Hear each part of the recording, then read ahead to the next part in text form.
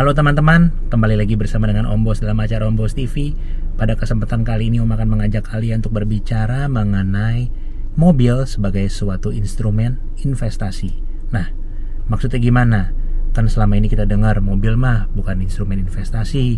Kalau mau nginvest belinya tuh tanah, properti, lalu emas. Nah, dalam video kali ini Om mau jelaskan kenapa mobil bisa kita kategorikan sebagai suatu instrumen investasi. Alasannya simpel. Jadi begini, dari dulu orang selalu ngomong properti dalam halnya khususnya tanah gitu ya. Katanya sebuah mobil nggak mungkin bisa menyaingi properti karena mobil itu selalu bisa dibuat barunya, sedangkan tanah tidak bisa. Benar sebenarnya untuk pernyataan itu, tapi juga tidak sepenuhnya benar. Kenapa?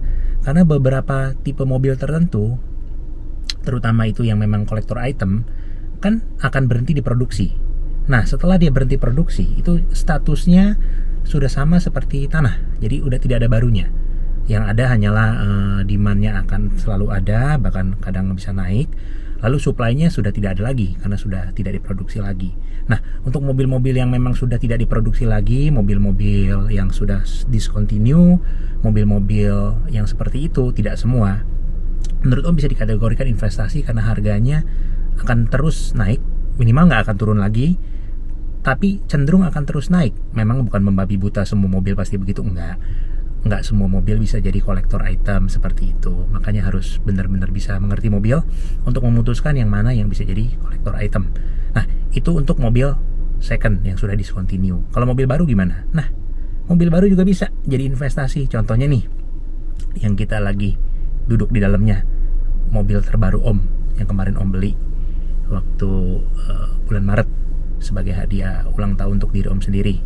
Nah, ini adalah sebuah Suzuki Jimny. Ini mobil juga unik. Mobilnya masih diproduksi, bukan sudah discontinue. Mobilnya juga tidak sampai mahal-mahal banget sebenarnya. Tapi karena produksinya sangat terbatas mobil ini, makanya indennya bisa sampai 2 tahun lebih. Itu yang menyebabkan harga bekasnya bahkan bisa lebih mahal dari barunya. Nah, ini juga spektakuler. Mobil masih diproduksi, harga secondnya, used car-nya lebih mahal dibanding harga barunya. Nah, contohnya Jimny. Bisa juga kan begitu. Lalu ada lagi mobil yang Om Bos sudah pesan tapi belum datang, yaitu sebuah Toyota GR Yaris. Nah, GR Yaris ini juga Om prediksi ke depannya akan menjadi mobil yang mirip-mirip, bahkan mungkin lebih spektakuler kenaikan harganya dibandingkan dengan Suzuki Jimny yang beredar di pasaran ini. Kenapa? Karena mobil yang seperti GR Yaris itu mobil homologasi spesial. Jadi cuma dibuat sekali, 25.000 unit sekali produksi pada saat Toyota mau ikut balap WRC. Terus mobil second lagi deh, contoh yang kita bahas mobil yang Om Bos punya aja ya. Jadi yang belum pernah punya mungkin nggak bisa memberikan satu pandangan yang pasti. Nah, contoh BMW 1M Coupe. Nah, itu juga spektakuler. Waktu Om beli baru di 2012 harganya tidak nyampe 1 miliar. Nah, sekarang sudah 1 miliar lebih itu mobil harganya, padahal usianya sudah 9 tahun, bahkan hampir 10 tahun depan kan. Luar biasa kan. Lalu M3 E92 V8 yang coupe maupun yang sedan merasa sama E90-nya. Itu juga harganya spektakuler sekali.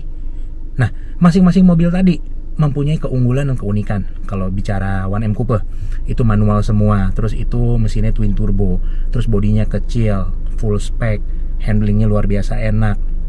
Itu juga bisa jadi satu kelebihan-kelebihan yang kedepannya mungkin orang merasa tidak bisa menemukan lagi di mobil yang baru.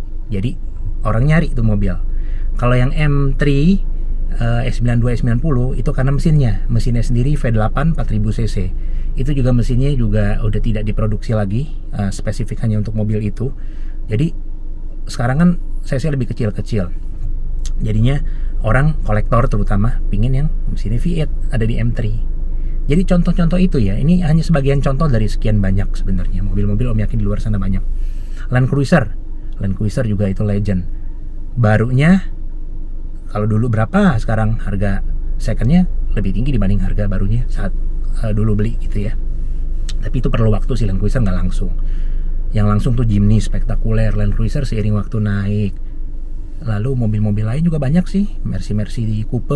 Nah, dua pintu gitu ya. Toyota Coupe, Honda Coupe. Semua yang dua pintu juga di negara kita.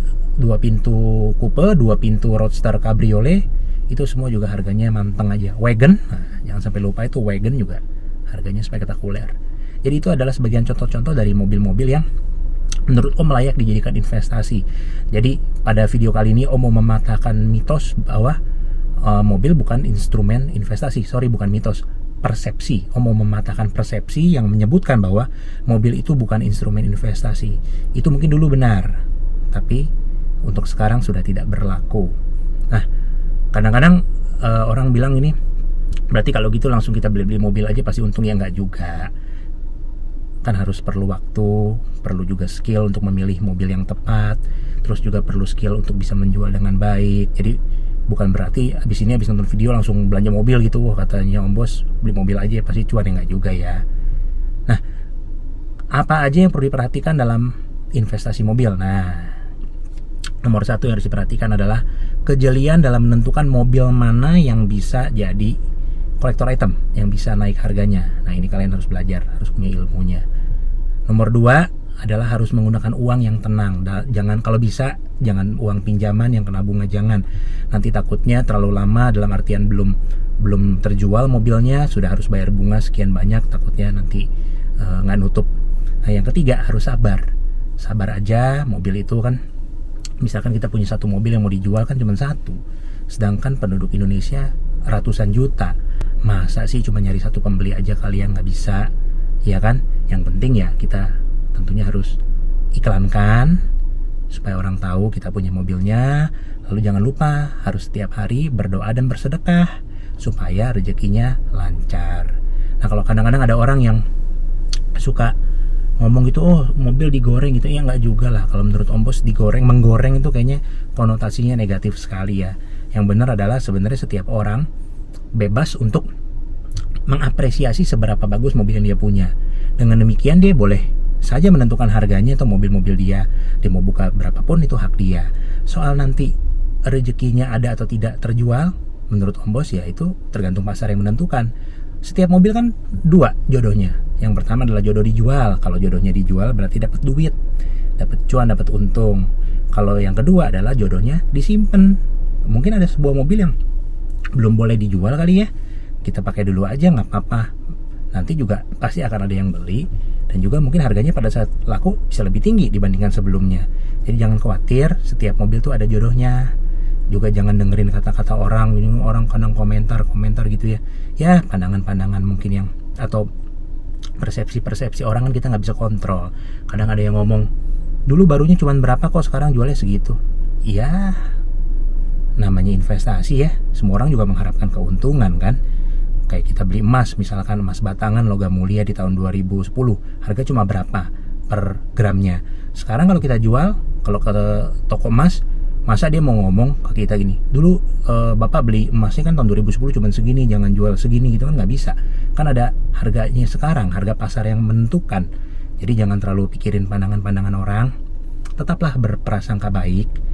Mudah-mudahan dengan adanya video ini bisa mengubah persepsi kalian tentang sebuah mobil. Nah, yang paling penting harus diingat adalah investasi mobil itu menyenangkan. Maksudnya gini, cobalah kita punya rumah banyak, masa tiap hari mau pindah rumah? Atau cobalah kita punya tanah banyak, makanya gimana? Atau kita punya emas banyak, masa mau dipakai sebadan gitu kan, nggak mungkin. Tetapi kalau misalkan kita punya mobil banyak, kita bisa bergiliran memakai, bisa menggunakan, menikmati setiap hari. Misalkan Senin mobil A, Selasa mobil B, dan seterusnya.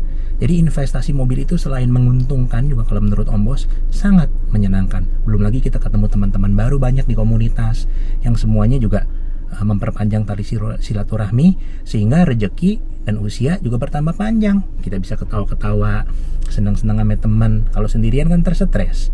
Jadi itu salah satu kelebihannya kalau menurut Om Bos adalah berinvestasi di mobil. Tapi ya, kembali lagi, ini semua berdasarkan pandangan pribadi Om Bos. Mudah-mudahan kalian yang menyaksikan video ini sependapat dengan Om Bos. Kalau kalian ada yang nggak sependapat atau ada yang mau nanyakan lagi, silahkan tulis di kolom komentar di bawah. Sebisa mungkin akan Om Bos reply.